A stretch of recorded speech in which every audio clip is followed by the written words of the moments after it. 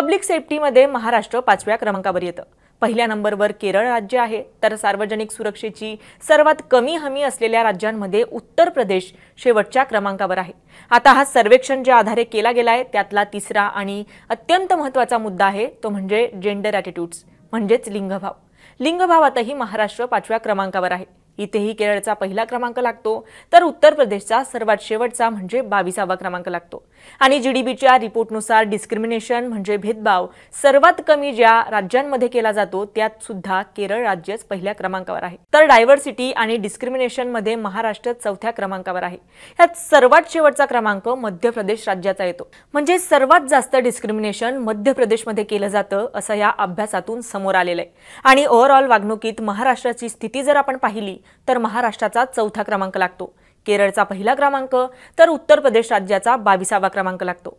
जागरूकता आणि वास्तविक जगाच्या वर्तनातला फरक दाखवणारा इंडिया टुडेचा हा रिपोर्ट आहे। आता ही आकडेवारी लक्षात घेताना कशा आधारे हा अभ्यास केला गेलाय हे सुद्धा पाहणं महत्त्वाचं आहे। नागरी वर्तन तपासण्यासाठी सामुदायिक उपक्रमांमधला लोकांचा सहभाग, सार्वजनिक नियमांचं पालन कसं केलं जातंय या गोष्टींचा अभ्यास केला गेला। सार्वजनिक सुरक्षेच्या मुद्द्यांचं सर्वेक्षण करताना कायद्याच्या अंमलबजावणीवरचा लोकांचा विश्वास, वैयक्तिक सुरक्षेवरच्या धारणा कशा आहेत ते पाहिलं गेलं।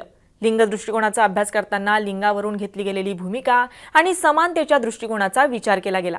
या आधारित 7 प्रश्न तयार केले गेले होते। विविधता आणि भेदभाव या मुद्द्यावरून सर्वेक्षण करताना जात, धर्म किंवा वांशिकतेवर आधारित विभाजन यावर आधारित 5 प्रश्न तयार करण्यात आले होते।